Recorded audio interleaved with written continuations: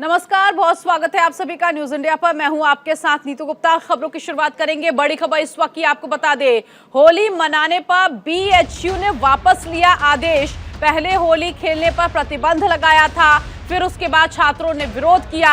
इसके अलावा वीएचपी ने कहा ये तुगलकी फरमान है और छात्रों के विरोध के बाद अब ये आदेश वापस ले लिया गया है।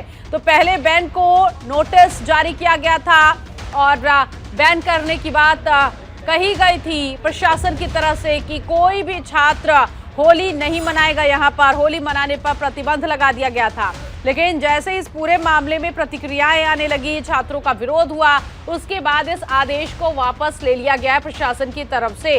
यानी अब बीएचयू में होली मनाई जा सकती है। होली पहले बैन किया गया। दो तस्वीरें, दो आदेश हम आपको दिखा रहे हैं। पहले आदेश में प्रशासन की तरफ से ये कहा गया था कि कोई भी होली नहीं मनाएगा, होली मनाने पर प्रतिबंध लगा दिया गया था। फिर उसके बाद दूसरे आदेश की कॉपी जो है वो वायरल हो रही है, जिसमें आदेश वापस लिया गया है और होली मनाने की इजाजत मिल गई है प्रशासन की तरफ से। दो तस्वीरें इस वक्त आपके टीवी स्क्रीन पर।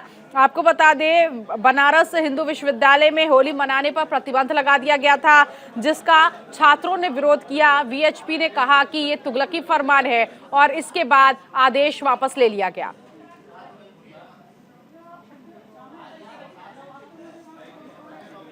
दो सहयोगी इस वक्त मेरे साथ जुड़ गए हैं, लेकिन ये लगातार कॉपी जो है जारी की गई है वो हम आप तक पहुंचा रहे हैं। पहले बैन लगाया गया, फिर आदेश वापस। मदन मोहन बनारस से इस वक्त मेरे साथ, मेरे सहयोगी गौरव मेरे साथ दिल्ली से है। मैं आऊंगी आप लोगों के पास, लेकिन लगातार ये तस्वीरें अपने दर्शकों तक पहुंचा रहे हैं कि किस तरह से प्रशासन ने पहले आदेश जारी किया था कि होली नहीं मनाई जा सकती परिसर में, फिर इस आदेश को वापस ले लिया गया। मदन मोहन, सबसे पहले आखिर जो आदेश अब दूसरा आया है जिस पर इजाजत मिल गई है, होली मनाई जा सकती है, इस आदेश में क्या कुछ लिखा है ये विस्तार से बताइए। हाँ जी, बिल्कुल नीतू, मैं ये बताना चाहूंगा कि जिस तरह से बीएचयू प्रशासन ने जो है एक नोटिस जारी किया था, जिसमें कि ये कहा गया था कि कोई भी छात्र हो या शिक्षक हो, कोई भी जो है होली नहीं मनाएगा, ना ही हुड़दंग करेगा, ना ही कोई वहाँ पे गीत संगीत का कार्यक्रम होगा। तो ऐसे में अगर कहा जाए तो लगातार छात्र संगठन जो है विरोध कर रहे थे। विश्व हिंदू परिषद के जो संगठन है वो लगातार विरोध कर रहा था, जिसके कारण जो है कहा जाए तो बीएचयू प्रशासन ने जो है अब वो नोटिस जो है वापस कर लिया। लेकिन अगर बात इस पे कर दूं कि पिछले वर्ष भी ये देखा गया था कि होली में जो है बीएचयू परिसर के अंदर में काफी जो है कहा जाए तो अश्लीलता भरे जो है ना वहां पे जो है डांस वगैरह हो रहे थे, होली का कार्यक्रम हो रहा था, जिसके कारण जो है आम लोगों को भी जो है ना काफी दिक्कतें हो रही थी। कई ऐसे छात्र थे जिनको भी वो दिक्कत हो रही थी, जिसके कारण बीएचयू ने जो है ये नोटिस जारी किया था कि इस तरह का कोई भी कार्यक्रम नहीं आयोजित होगा। लेकिन लगातार के जो है छात्रों के विरोध को देखते हुए जो है बीएचयू प्रशासन ने जो है अब ये नोटिस जो है वापस ले लिया है और अब जो है होली का जो है वो जो त्योहार जो है उल्लास के साथ जो है मनाया जाएगा। लेकिन इसमें जैसे कुछ शर्त भी है नीतू, कि इसमें यह है कि जिस तरह से कहा जाए कि जिस तरह से पिछले बार जो अश्लीलता भरे जो वहां पे जो गाने वगैरह हो रहे थे वो सब ना बजेंगे, अपना आराम जैसे होता है होली उस तरह से होली खेले, ताकि किसी को जो है कोई भी कठिनाई ना हो। जी ठीक है गौरव, जिस तरह से ये आदेश वापस लिया गया, छात्रों का विरोध, वीएचपी ने कहा तुगलकी फरमान है, इस आदेश को वापस लेने के पीछे की वजह क्या ऐसा था प्रशासन को ये समझ में आ गया कि एक नया विवाद सामने उठ रहा है, इसके पीछे की वजह ये, या वीएचपी की भी नाराजगी देखने को मिली, क्या वजह समझे? तरीके से खास करके अगर होली की बात करूं तो होली हिंदुओं का बड़ा प्रमुख त्योहार है और इस पूरे त्योहार की सबसे बड़ी खासियत ये होती है, चाहे वो इस विश्वविद्यालय हो, छोटे छोटे तमाम जो संस्थाएं हो, हर जगह पे उसको एक दो दिन पहले ही बड़े धूमधाम के साथ मनाया जाता है। और काशी हिंदू विश्वविद्यालय में भी एक परंपरा रही है शुरू से इस त्योहार को बड़े तरीके से मनाने की। आपको ध्यान हो तो काशी में भस्म से होली जो है वो खेली जाती है, वो एक परंपरागत तरीके से होली होती है। तो वो तो होली की पूरी जननी है काशी। और वहां पर हिंदू विश्वविद्यालय की अगर बात करें, बीएचयू में बात करें, जिस तरीके से पूरी रोक लगी थी, इस पूरी खबर को न्यूज इंडिया ने बड़े प्राथमिकता के साथ दिखाया था, जिसके बाद से विश्व हिंदू परिषद का रिएक्शन इसमें निकल करके आया। विश्व हिंदू परिषद ने बहुत स्पष्ट कर दिया था कि आखिर इस तरीके की आजादी क्यों छीनी जा रही है, खास करके हिंदू पर्व। ठीक है गौरव, रोकना चाहूंगी। विनोद बंसल इस वक्त वीएचपी नेता हमारे साथ जुड़ गए हैं। विनोद जी, बहुत स्वागत है आपका न्यूज इंडिया पर। जिस तरह से ये पहले फरमान आया था, हालांकि आदेश वापस ले लिया गया, लेकिन अगर इस तरह का फरमान आगे भी कभी जारी किया जाता है किसी भी यूनिवर्सिटी में, तो क्या लगता है आपको इस तरह का फरमान क्यों प्रशासन की तरफ से लिया गया? देखिए, क्यों लिया गया ये तो मैं नहीं कह सकता, ये तो प्रशासन ही बताएगा। लेकिन प्रशासन और वो भी बीएचयू का विश्वविद्यालय प्रशासन, आप समझिए, जिसके नाम के साथ हिंदू लिखा हो, वो हिंदू त्योहारों को प्रतिबंधित करने की कोशिश कर रहा हो, वो भी कहाँ, काशी विश्वनाथ में, ऐसे राज्य में जहाँ भगवान राम, भगवान कृष्ण की जन्मस्थली हो।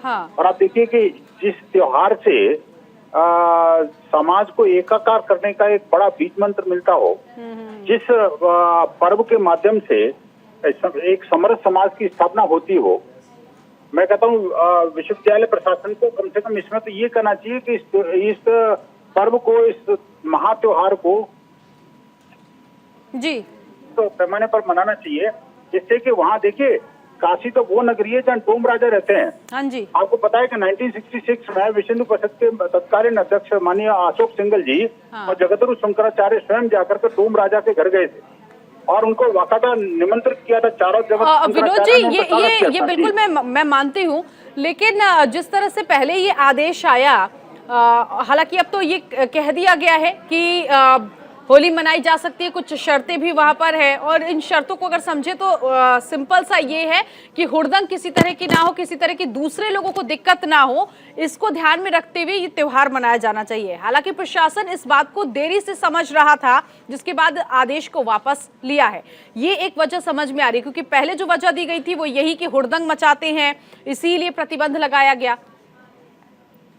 ऐसा नहीं है, ये देखिए, दिक्कत को समाधान निकाला जा सकता है। मैं कहता हूं, इसीलिए समाधान निकाला है तो नहीं, ये समाधान निकालने का मतलब प्रतिबंध नहीं है।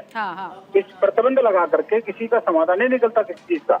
आप सोचिए कि विश्वविद्यालय के अंदर विद्यार्थी पढ़ते हैं, कोई मतलब कोई ऐसा तबका नहीं है जो कि समझता नहीं हो, एक एक शब्द का मीनिंग समझता है। आप देखिए, अगर गहराई से जांच करें उस परिपत्र की, तो उस पत्र के अंदर क्या लिखा हुआ है, होली / हुड़दंग। क्या होली हुड़दंग है, मैं पूछना चाहता हूँ। ये विश्वविद्यालय का एक इंटेलेक्चुअल विंग है जो इसको लिख रहा है इस बात को। और दूसरी बात है, मुझे बताइए कि संगीत पर प्रतिबंध बाबा भोले की नगरी में, जहाँ डमरू कभी बंद नहीं होता, और अपने प्रधानमंत्री मोदी जी के संसदीय क्षेत्र में शर्म आनी चाहिए। ऐसे कुलपति को और जो भी व्यक्ति जिसने भी ऐसा आदेश निकाला उसको तुरंत यूनिवर्सिटी से बाहर निकालना चाहिए। ठीक है विनोद जी, बहुत शुक्रिया, आप हमारे साथ जुड़े। तो बीएचयू प्रशासन की तरफ से होली मनाने पर प्रतिबंध लगाया गया, लेकिन अब होली मनाने की इजाजत मिल गई है। बहुत शुक्रिया गौरव, आपका भी, मदन आपका भी बहुत शुक्रिया, क्योंकि इस बीच एक बड़ी खबर मिल रही है दिल्ली से। राउज एवेन्यू कोर्ट से सिसोदिया को बड़ा झटका लगा है। 2 दिन की सीबीआई हिरासत में भेजे गए हैं मनीष सिसोदिया। राउज एवेन्यू कोर्ट ने 2 दिन की रिमांड बढ़ाई है। सीबीआई ने कोर्ट से 3 दिन की रिमांड मांगी थी। 10 मार्च को सिसोदिया के मसले पर सुनवाई होनी है, लेकिन अब 2 दिन की रिमांड जो है वो सीबीआई को मिली है। कोर्ट की तरफ से ये फैसला आ गया रिमांड को लेकर, 3 की जगह 2 दिन की रिमांड सीबीआई को दी गई है। मनीष सिसोदिया फिलहाल 2 दिन एक बार फिर से सीबीआई के सवालों का सामना होगा। ये बड़ी खबर इस वक्त की, राउज एवेन्यू कोर्ट से सिसोदिया को डबल झटका लगाए। पहला, जमानत याचिका पर सुनवाई होनी थी, इसे आज खारिज कर दिया। 10 मार्च को सुनवाई होगी। दूसरा, अब सीबीआई रिमांड में एक बार फिर से मनीष सिसोदिया। अली शरर इस वक्त मेरे साथ, मेरे सहयोगी जुड़ गए हैं इसी खबर पर आगे की जानकारी के लिए। 2 दिन की रिमांड मिली है सीबीआई को मनीष सिसोदिया की। अली, 2 दिन के बाद क्या होगा ये भी बताइए, और कोर्ट रूम में आज क्या कुछ हुआ रिमांड को लेकर, क्या जानकारी?